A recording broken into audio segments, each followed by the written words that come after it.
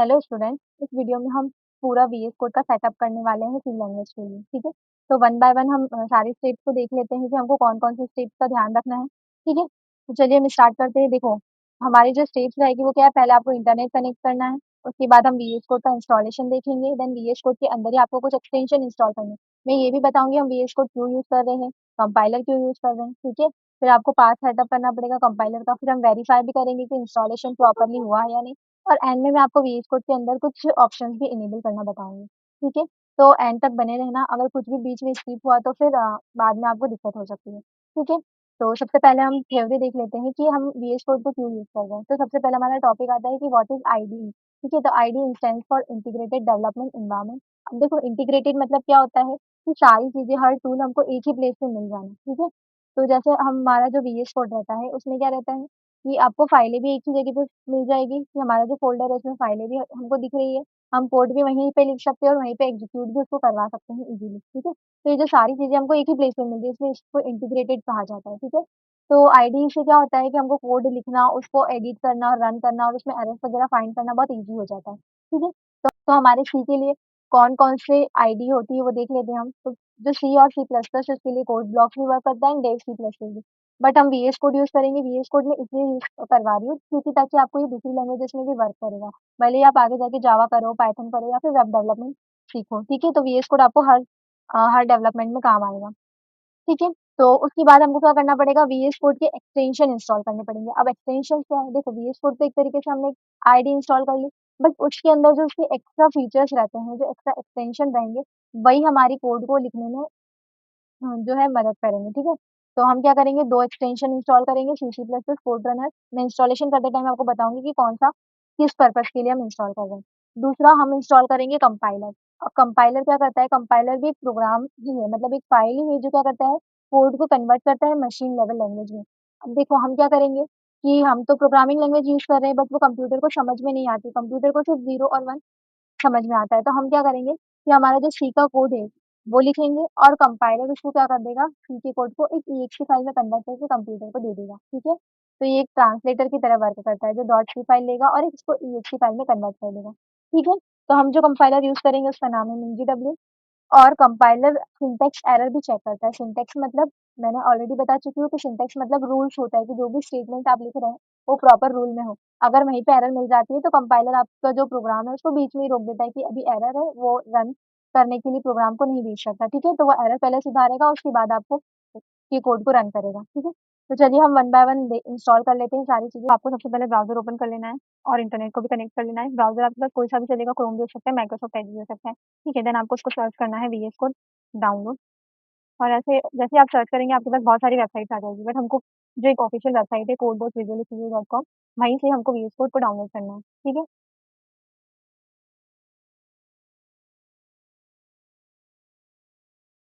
तो ये रही जो हमारी ऑफिशियल वेबसाइट है, इसको हम ओपन कर लेंगे। तो ये जो वेबसाइट थी वो ओपन हो गई है। इसके बाद हमको जो भी ऑपरेटिंग सिस्टम है उसके अकॉर्डिंग हम वीएस कोड की यूएसबी फाइल को डाउनलोड कर लेंगे। ठीक है? ये एक एग्जीक्यूटेबल फाइल रहती है, उसके बाद उस फाइल को हमको ओपन करना होगा। यहाँ पे जैसे मैंने डाउनलोड पे क्लिक करा तो जो हमारी डाउनलोडिंग है वो स्टार्ट हो जाएगी। तो आपको डाउनलोडिंग स्टार्ट यहाँ पर दिख जाएगी। ठीक है? जब जैसे ही आपका डाउनलोड स्टार्ट हो जाएगा तो यहाँ पर जो है वो दिख जाएगी आपको फाइल। ठीक है?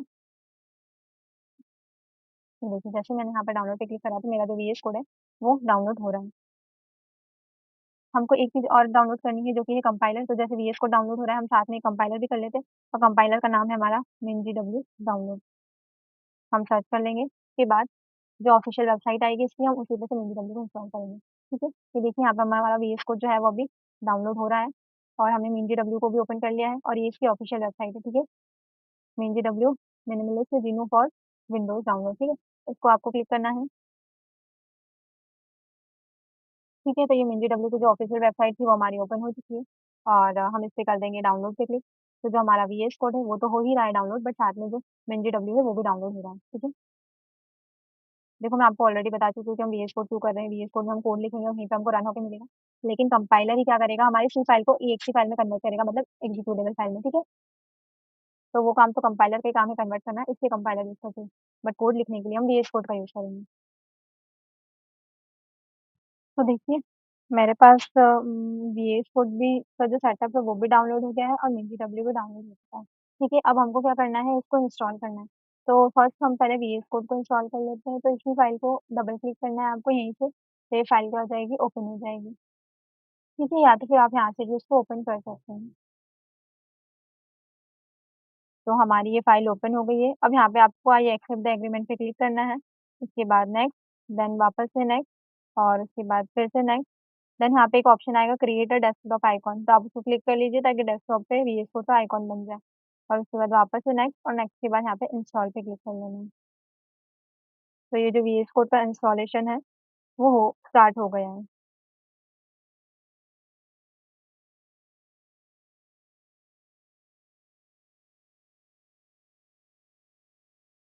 ठीक है, ये वीएस कोड का इंस्टॉलेशन हमारा चल रहा है। इसके बाद जो है हमको मिंजी डब्ल्यू को भी इंस्टॉल करना है, तो मैं इसको भी ओपन कर लेती हूँ। इसको भी यहाँ पर हमने क्या कर लिया है, क्लिक कर लिया है। वीएस कोड का सेटअप तो हमारा चल रहा है, वो इंस्टॉल हो रहा है। साथ में हम दूसरा सेटअप भी चला सकते हैं। ठीक है,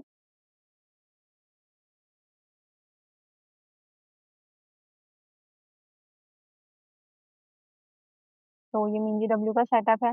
और ये जो हमारा चल रहा है, ये हमारा वीएस कोड का है। ठीक है, नीचे आपको टास्क मैनेजर में सारे आइकॉन्स दिख जाएंगे, आप वहाँ पे क्लिक करके प्रोसेस देख सकते हैं। ठीक है, तो मैं वापस इसको वीएस कोड वाले को मिनिमाइज कर देती हूँ। ठीक है, तो ये हमारा जो है मिंजी डब्ल्यू का इंस्टॉलेशन है, इसको हम इंस्टॉल कर लेते हैं। और इंस्टॉल करने के बाद आपको कंटिन्यू पे क्लिक करना है। देन ये भी कुछ फाइलें अब क्या करेगा, इंस्टॉल करने लग जाएगा। ठीक है, तो हमारे दोनों सेटअप साथ में चल रहे हैं, आप कंफ्यूज ना हो, हम वीएस कोड भी साथ में इंस्टॉल करते हुए जा रहे हैं और मिंजी डब्ल्यू भी साथ में इंस्टॉल कर रहे हैं। वीएस कोड का सेटअप तो हमारा इंस्टॉल हो ही रहा है।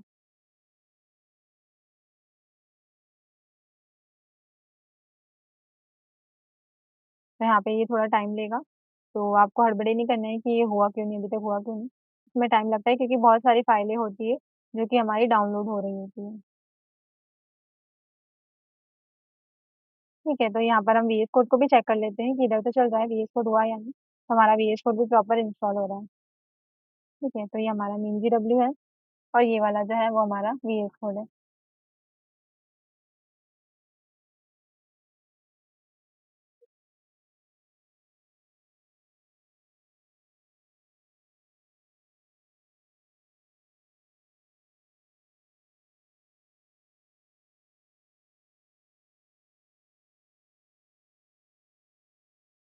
ठीक है, तो जब मेन जी डब्ल्यू आपका इंस्टॉल हो जाएगा प्रॉपर 100%, तो आपको इसको वापस से कंटिन्यू करना है। देन इसके बाद कुछ ऑप्शंस आएंगे आपके पास, तो आपको उन ऑप्शंस को सिलेक्ट करना होगा। कंटिन्यू करने के बाद आपको इस तरीके का इंटरफेस दिखेगा, जिसमें आपको चार ऑप्शन सिलेक्ट करने हैं। पहला हमारा है मा पहला हमारा है बेसिक मेंजिडब्ल्यू इंस्टॉलेशन। आपको सिलेक्ट कैसे करना है, आप इस बॉक्स पे क्लिक करेंगे, देन उसके बाद मार्क फॉर इंस्टॉलेशन। फिर इसके बाद जीनू अड्डा कंपाइलर, इस पे भी क्लिक करके मार्क फॉर इंस्टॉलेशन। देन एक GNU C plus plus compiler, इस पे भी क्लिक करके मार्क फॉर इंस्टॉलेशन। और एक ऑब्जेक्टिव सी कंपाइलर। देखो, आपको सी प्लस प्लस के लिए अलग से इंस्टॉल करने की जरूरत नहीं होती है, यही सी और सी प्लस प्लस दोनों के लिए वर्क करता है। हमने चारों को क्या कर लिया है, मार्क और इंस्टॉलेशन कर लिया है। अब इसके बाद इंस्टॉलेशन पे जाके आपको करना है अप्लाई चेंजेस। ठीक है, जैसे ही आप अप्लाई चेंजेस पे क्लिक करेंगे, उसके बाद आपको वापस से अप्लाई करना होगा। ठीक है, तो वापस से हमारे पास कुछ जो फाइलें हैं वो वापस से डाउनलोड होने लग जाएंगी।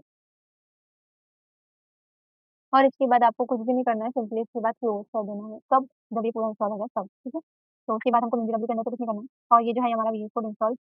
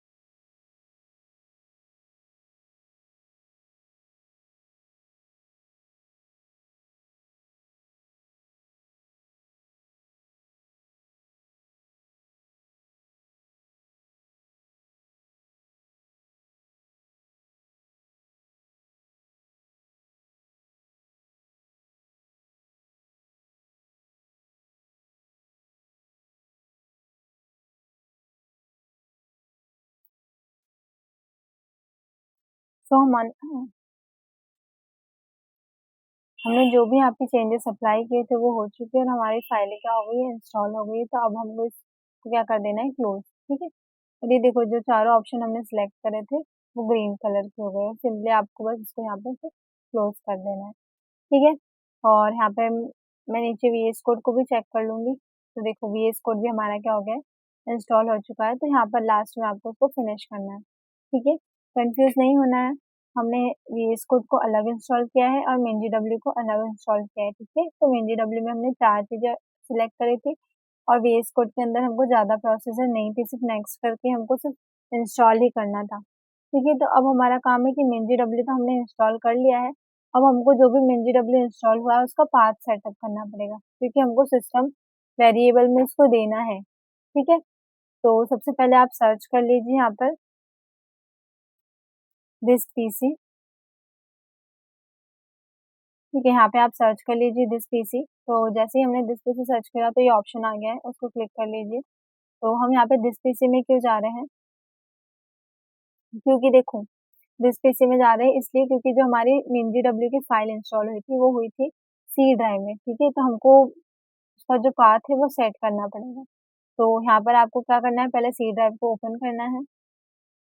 देन उसके बाद यहाँ पर ढूंढना है कि MinGW कहाँ पर है। ठीक है, MinGW मुझे तो यहाँ पर मिल गया है, तो यहाँ पर आपको मिल जाएगा MinGW नाम का फोल्डर, उसको आपको ओपन करना होगा।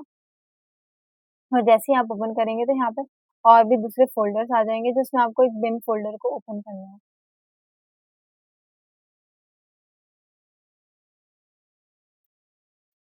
ठीक है, तो ये बिन फोल्डर मुझे मिल गया है, तो मैंने इस पर क्लिक करा। अब देखिए जो आपको ऊपर पाथ बता रहा है this PC OSC: MinGW bin, यहाँ पर आप डबल क्लिक कीजिए तो आपका पूरा पाथ जो है वो मिल जाएगा। और इस पूरे पाथ को क्या कर लेना है आपको, कॉपी। ठीक है, Ctrl+C दबा के आप पाथ को क्या कर लीजिए, कॉपी। और अगेन वापस से यहाँ पे क्लिक करिए दिस पीसी पे।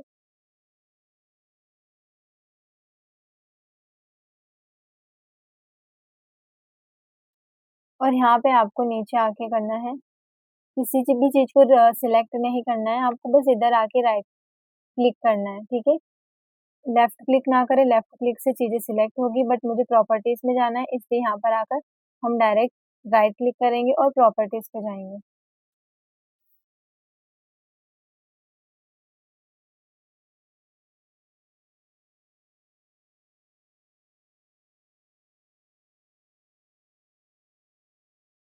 ठीक है, प्रॉपर्टीज पे जाने के बाद आपको एडवांस सिस्टम सेटिंग को सिलेक्ट कर लेना है।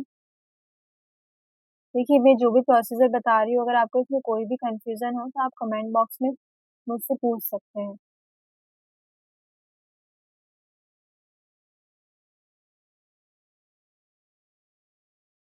यहाँ पे एडवांस सिस्टम सेटिंग पे क्लिक करने के बाद यहाँ पे आपको आएगा ऑप्शन इन्वायरमेंट वेरिएबल का, तो आपको उसको ओपन कर लेना है। और यहाँ पर जो देखो यहाँ पर 2 ऑप्शन आएंगे, एक यूजर वेरिएबल, उसमें भी पाथ वाला ऑप्शन देगा, बट हमको जो है सिस्टम वेरिएबल में जाना है। यहाँ पर पाथ पे क्लिक करना है और यहाँ पर जाना है हमको एडिट। ठीक है, एडिट में हम क्या करेंगे, न्यू।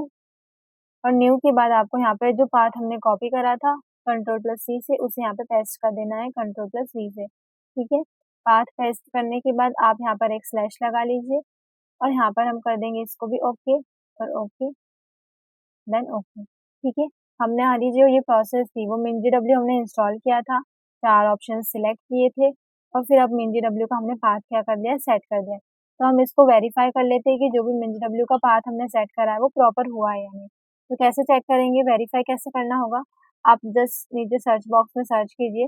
देखो ये आपको सिस्टम के सर्च बॉक्स में सर्च करना है, कोई क्रोम वगैरह पे जाके सर्च नहीं करना है। ठीक है, तो यहाँ पे लिखिए CMD मतलब कमांड प्रॉम्प्ट। तो यहाँ पर हमको ऑप्शन आ गया कमांड प्रॉम्प्ट का। ठीक है, तो कमांड प्रॉम्प्ट पे आप डबल क्लिक करके ओपन कर लीजिए।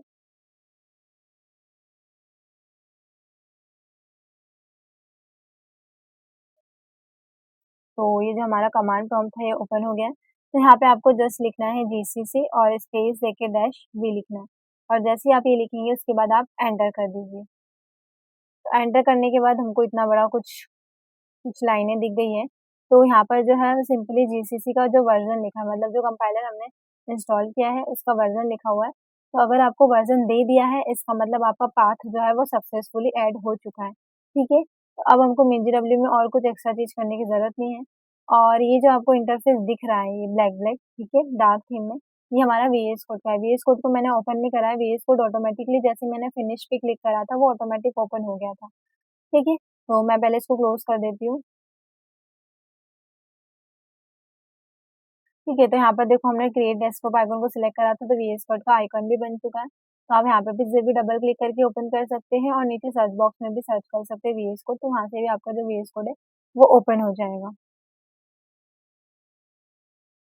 और अब यहाँ पे भी आप कुछ भी चीज़ को स्किप ना करें, मैं यहाँ पे कुछ ऑप्शंस भी आपको इनेबल करना बताऊंगी जिसमें आपको कोड लिखने में हेल्प होगी।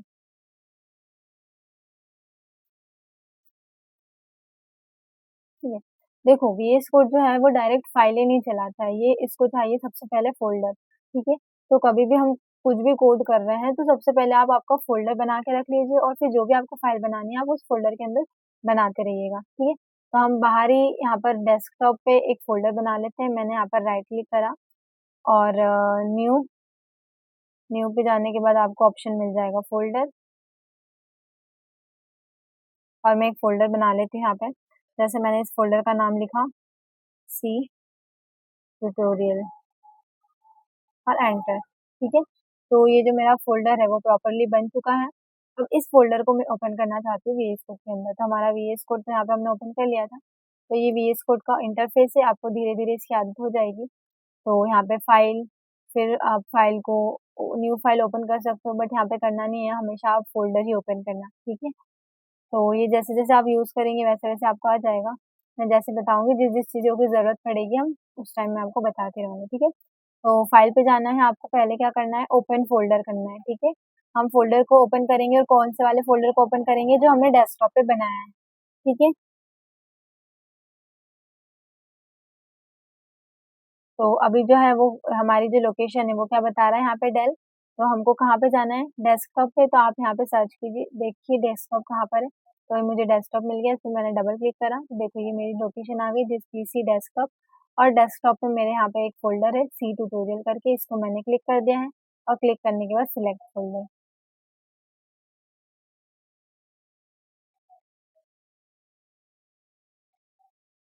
ठीक है। तो ये यहाँ पर जो है सी ट्यूटोरियल नाम का जो हमारा फोल्डर था वो आ गया है। और आप जैसे इस पे क्लिक करेंगे तो ये हाइड हो जाएगा, ठीक है। और अगर आपको वापस से आपका जो फोल्डर है वो देखना है तो आप इसको क्लिक कर लीजिए, ठीक है। तो कभी कभी आपको बोलेगा कि आप इसको ओपन करना चाहेंगे या नहीं, तो हम यहाँ पे यस कर देंगे, ठीक है। सॉरी, ठीक है। तो यहाँ पर से हाइड भी हो जाएगा और अनहाइड भी कर सकते हो आप, ठीक है। तो मैंने क्लिक करा तो ये वापस मुझे दिखने लग गया है। तो यहाँ पे फाइलें कैसे बनानी होती है, देखो यहाँ पे आइकॉन्स दिया रहता है, आप इस पे माउस को लेके जाएंगे तो आपको दिख जाएगा यहाँ पे कि ये किस चीज़ के लिए बोल रहा है, न्यू फाइल बनाने के लिए बोल रहा है, ये न्यू फोल्डर बनाने के लिए बोल रहा है। अगर आपके पास ये दोनों ऑप्शन नहीं आए तो आप यहाँ पर राइट क्लिक करके भी बना सकते हैं, ठीक है। मेरे इसमें राइट क्लिक करके इसलिए नहीं आ रहा है क्योंकि मेरे पास यहाँ पर आइकॉन्स दिए हुए, मैं आइकॉन से पे क्लिक करके फाइल बना सकती हूँ, ठीक है। तो अगर आपके इसमें आइकन नहीं आए तो आप राइट क्लिक करिए तो आपको वहाँ पे ऑप्शन आ जाएगा न्यू फाइल का, ठीक है। अब देखो यहाँ पर हमको वीएस कोड के अंदर मैंने बताया था आपको कुछ एक्सटेंशन इंस्टॉल करने पड़ेंगे, क्योंकि हमारे पास तो ये सिर्फ एक टेक्स्ट एडिटर की तरह काम करता है। तो हमको जो हेल्प करता है कोड लिखने में वो कौन रहते हैं, वीएस कोड के एक्सटेंशन रहते हैं। तो ये पहला तो आइकन हमारा फाइल का है, एक्सप्लोरर का है, जिसमें हमको हमारे फोल्डर्स दिखेंगे। देन यहाँ पर जो लास्ट वाला ऑप्शन ये दिख रहा है, ठीक है, जैसे आप माउस लेके जाएंगे तो वहाँ पर लिखा हुआ रहेगा एक्सटेंशन, तो आप इसको क्लिक कर लीजिए। और एक्सटेंशन इंस्टॉल करते टाइम भी हमको इंटरनेट की ज़रूरत रहती है, ठीक है। तो इंटरनेट कनेक्ट होना चाहिए और यहाँ पर आप सर्च कीजिए सी सी प्लस प्लस, ठीक है। देखो मेरे पास ऐसी एक एरर आई थी, हो सकता है आप लोगों को भी कभी कभी आ जाए, ठीक है। तो उसके लिए आपको टेंशन नहीं लेना है, आप बस आपका जो डेट और टाइम है वो सिस्टम में सेट कर लीजिए प्रॉपर, तो वो उससे आपका इंटरनेट कनेक्ट कर जाएगा। मतलब कभी कभी ऐसा होता है कि डेट और टाइम पीछे रहने से हमारा जो वीएस कोड है उसमें इंटरनेट कनेक्शन की वजह से कुछ एक्सटेंशन हमारे इंस्टॉल नहीं हो पाते, ठीक है। तो जैसे मैंने सर्च करा यहाँ पे सी और सी प्लस प्लस, तो मुझे बहुत सारे एक्सटेंशन दिख रहे हैं, ठीक है। मैं इसको थोड़ा सा बड़ा कर लेती हूँ। तो आपको यहाँ पर इंस्टॉल करना है C C plus plus extension pack, इसके साथ आपको चार चीज़ें मिल जाएगी, ठीक है। तो जैसे ही मैं यहाँ पर इंस्टॉल पे क्लिक करूंगी तो यहाँ पर जो इंस्टॉलेशन है वो स्टार्ट हो जाएगा, ठीक है। वो वीएस कोड हमने इंस्टॉल करा था, लेकिन ये जो फीचर्स है ये एक्स्ट्रा फीचर है वीएस कोड के, ठीक है। अब इसके अंदर क्या क्या इंस्टॉल होगा देखो, इसके अंदर ये आपको देगा फीचर, ठीक है। इसके अंदर आपको देखो ये 4 एक्सटेंशन देने वाला है। एक तो आपका आ जाएगा सी सी प्लस प्लस इंटेलिसेंस और डिबगिंग। इंटेलिसेंस मतलब क्या होता है कि जब भी आप कोई टेक्स्ट लिख रहे हैं, कोई कोड लिख रहे हैं, तो ये आपको सजेशंस देगा लाइन बाय लाइन कि अब आप क्या ये लिखना चाहते हो, ये लिखना चाहते हो। सपोज आप प्रिंट एफ लिखना चाहते हो, तो प्रिंट करने के लिए तो वो उससे रिलेटेड आपको टेक्स्ट देता रहेगा। तो डिबगिंग मतलब अगर आपने कोई लाइन लिखी है, उसके अंदर आप कोई साइन भूल गए, तो वो आपको वहीं पे एरर को बता देगा, ठीक है। ताकि आप ऐसा ना हो कि पूरा कोड लिख ले, उसके बाद बहुत सारी एरर आ गई और आप ढूंढने लग गए कि कौन सी एरर थी, कौन सी एरर। तो ये क्या करता है, जैसे ही आप एक लाइन लिखते हो उसी टाइम पे आपको एरर्स भी बताते रहता है, ठीक है। फिर ये सी सी प्लस प्लस थीम, इससे आप थीम चेंज कर सकते हो। और ये डेवलपमेंट के लिए टूल जो कि तो जो इंस्टॉलेशन है वो हो रहा है, तो ये तो हो जाएगा। इसके अंदर हमको कुछ भी नहीं करना है, इंस्टॉलेशन हो रहा है, उसको होने देते हैं। फिर इसके बाद आपको एक चीज और लगेगी, कोड रनर, ठीक है। कोड रनर आप जैसे सर्च करेंगे तो आपको कोड रनर के लिए एक्सटेंशन मिल जाएंगे यहाँ पे। बट आपको कौन सा इंस्टॉल करना है, ये वाला, ठीक है। देख लीजिए आप और इंस्टॉल कर लीजिए। क्या लिखा है यहाँ पे, run C C plus plus Java JSP PHP. ये जो है कोड रनर क्या करता है, कोड रन कराने में हमारी हेल्प करता है, ठीक है। अगर कोड रनर नहीं होता है ना, तो हमको सारी जो क्या बोलते हैं, हम जब भी कोड को रन करते हैं तो हमको खुद से कमांड सीखनी होती है। बट कोड रनर अगर है तो हम वन क्लिक में ही हमारे कोड को इजीली रन करा सकते हैं, हमको कोई कमांड लिखने की जरूरत नहीं होती, ठीक है। तो जो एक्सटेंशन पैक हमने इंस्टॉल करी है, हमको हमारी कोड लिखने में, उसको एडिट करने में, थीम्स वगैरह चेंज करने में हेल्प करते हैं। और जो कोड रनर है वो कोड को रन करने में हमारी हेल्प करता है। तो चाहे सी सी प्लस प्लस का कोड हो या फिर जावा पाइथन पीएचपी और भी दूसरी लैंग्वेजेस का कोड हो, ठीक है। तो इसको भी हम क्या कर लेंगे, इंस्टॉल। तो सिर्फ हमको 2 एक्सटेंशन इंस्टॉल करने थे, एक एक्सटेंशन पैक एक और एक कोड रनर, ठीक है। तो जब तक हमारा एक्सटेंशन पैक देख लेते हैं हम इंस्टॉल हुआ है कि नहीं। तो हमारा जो एक्सटेंशन पैक है वो इंस्टॉल हो रहा है अभी भी, और जो कोड रनर है वो भी इंस्टॉल हो रहा है। देखो वो इंस्टॉल हो जाएगा। तो हमको यहाँ पे क्या करना है, वापस से मैं इस पे जाऊंगी फाइल वाले आइकन पे, और ये रहा हमारी फाइल, ठीक है। तो मैं इस फाइल वाले आइकन पे आ गई और ये है हमारा फोल्डर, ठीक है। तो इस पे फाइल बनाने के लिए मैंने प्लस आइकन पे क्लिक कर लिया,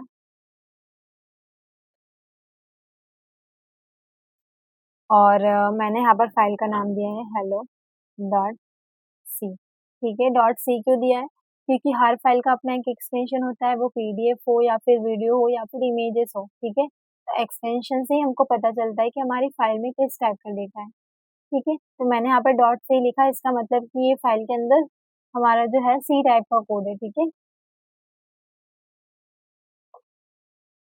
हमारा जो हम कोड लिखने जा रहे हैं वो सी लैंग्वेज का कोड है, इसलिए हमने डॉट सी लगा दिया।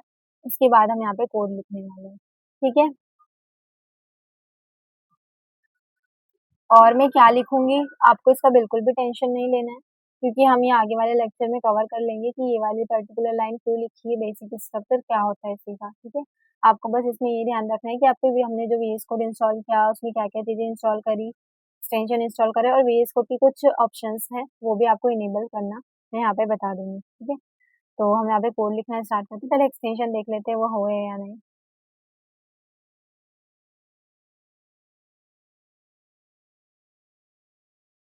हमारा जो कोड रनर है वो तो इंस्टॉल हो चुका है, तो हम इसको यहाँ से हटा देते हैं सिंपली।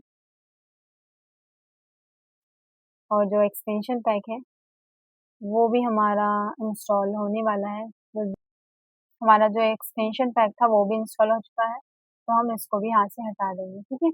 तो अब यहाँ पर जो है मैं कोड लिखने जा रही हूँ। यहाँ पर हम कोड लिखेंगे, फर्स्ट सबसे पहले यहाँ पर लिखना होता है हैश इंक्लूड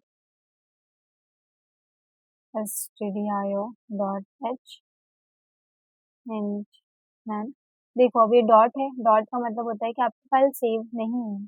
पहले तो हमने नाम लिख दिया था हेलो डॉट सी, बट जो भी चेंजेस अभी हम कर रहे हैं वो सेव नहीं है। तो वो सेव करने के लिए हमको क्या दबाना पड़ेगा, कंट्रोल एस, तो हमारे चेंजेस जो है वो सेव हो जाएंगे। बट मैं चाहती हूँ कि अगर मैं कुछ भी लिख रही हूँ तो वो ऑटोमेटिक सेव हो, ठीक है, बार बार मुझे कंट्रोल एस ना दबाना पड़े। तो उसके लिए आपको क्या करना है, सेटिंग्स पे जाना है, ठीक है। और सेटिंग्स पे क्लिक करिए, और यहाँ पर आपको सर्च करना है ऑटो सेव, ठीक है, देखो फॉन्ट साइज दिख रहा है, फॉन्ट साइज भी बढ़ा सकते हैं यहाँ से। ऑटो सेव, ठीक है, तो ऑटो सेव अभी क्या है, ऑफ है, तो हम इसको ऑन कर लेंगे। तो उस पर क्लिक कीजिए और यहाँ पर सिलेक्ट कर लीजिए ऑन फोकस चेंज। जैसे ही आप चेंज करेंगे वैसे ही जो है वो सेव हो जाएगा। ठीक है, तो यहाँ पे क्रॉस वाला ऑप्शन है, ऑन फोकस चेंज पे क्लिक करने के बाद आप यहाँ पे क्रॉस कर दीजिए। ठीक है, अब जैसे मैं यहाँ पे कुछ भी लिखूंगी, जैसे मैंने लिखा प्रिंट ऐप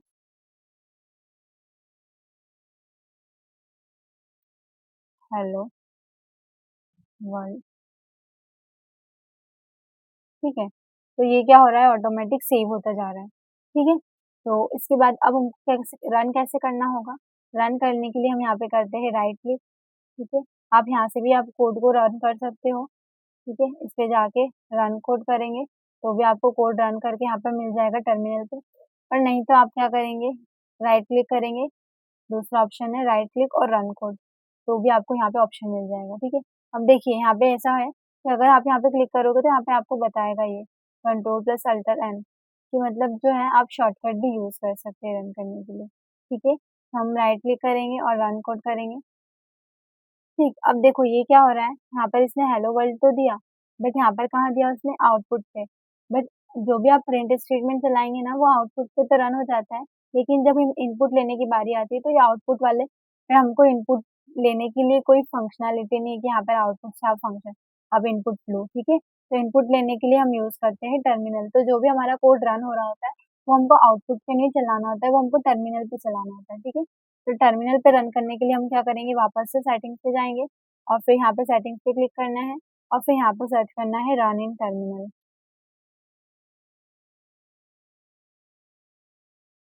ठीक है, तो ये ऑप्शन आपको आ गया है, तो आप इसको क्लिक कर लीजिए और क्लिक करने के बाद क्रॉस, और वापस से अब आप राइट क्लिक करके यहाँ पर रन कोड करेंगे, तो इस पे आप क्लिक करिए तो ये वाला इधर साइड हो जाएगा और यहाँ पे टर्मिनल पे है जो आपकी कमांड चलने लग जाएगी। ठीक है, और ये मेरा फ़ोल्डर था। देखो आपको दिख रहा है कि यहाँ पर मैंने सिर्फ़ एक ही फ़ाइल बनाई थी hello डॉट सी, बट यहाँ पे नीचे एक फ़ाइल और बनी हुई है hello डॉट exe, क्योंकि मैंने इसको क्या करा था, रन किया था, तो रन करने से पहले क्या करता है, कंपाइलर इसको कंपाइल करता है, तो कंपाइलर ने डॉट सी से कौन सी फ़ाइल बना दी, एक डॉट exe एग्जीक्यूटेबल फ़ाइल, उसके बाद ही हमको आउटपुट मिला।